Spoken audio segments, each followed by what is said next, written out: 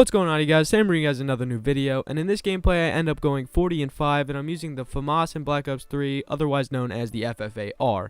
Now, if you guys know, I packed this in a supply drop last Thursday. I wasn't really on playing this weekend, and I started using this gun yesterday for the most part, and it only took me a couple hours, but I ended up getting dark matter for it. It was a real challenge, especially with the long shots. This gun has a lot of recoil if you don't put on the right attachments. And even with the right attachments, it does end up bouncing a lot, and it does have a decent amount of recoil, and that's one thing I don't like about the gun. Now, a self-explanatory thing, another thing that everybody pretty much understands, is that with no attachments on this gun, it's really not too good, and I'm pretty sure that goes for just about every gun.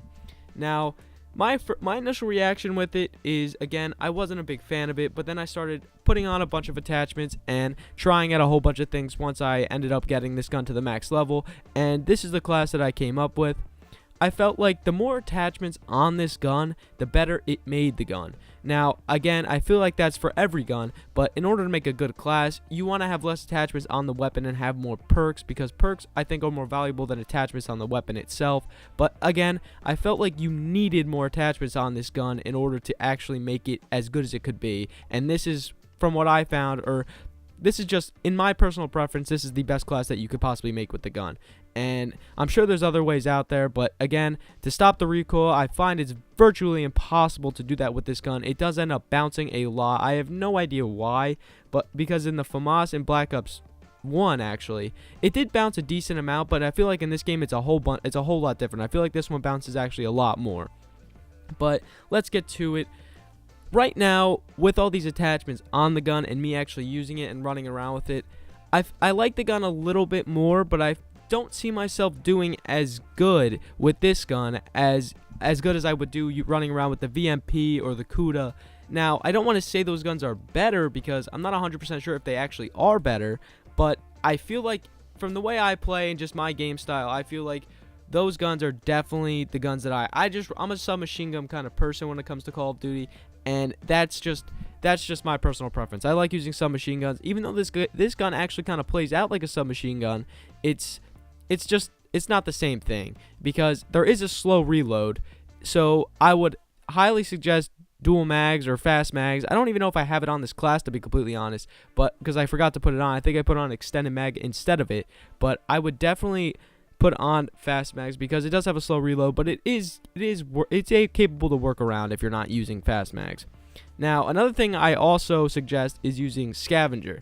Now, I don't really use scavenger too much on any class, but I felt like I needed to use it with this gun because it does have a small ammo clip, and the only way you're going to be picking up ammo is if you're running around playing with kids with a bunch of FFARs, and the odds of that actually happening are very slim to none. So therefore, using scavenger does kind of help you out because every time you kill someone, you can just pick up the scavenger pack and get more ammo rather than hopefully and luckily getting into a lobby with another kid using the same exact gun with you, and the odds of that happening again are very slim to none. Now, the one thing I dislike about this gun is I feel myself getting outgunned by a lot of guns. Like I said before, I feel myself getting outgunned by the Kuda and the VMP and stuff like that. But again, sometimes that is from close range, but again, other times it is from far range, but that's because this recoil is pretty hard to control. It's pretty out of control, honestly, the recoil on this gun.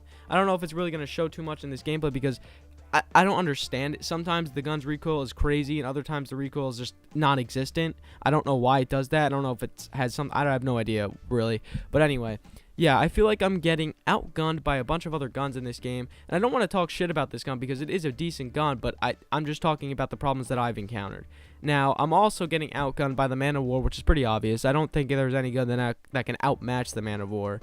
Maybe an LMG, but that's really not. I don't think that's even possible. The Man of War is pretty strong.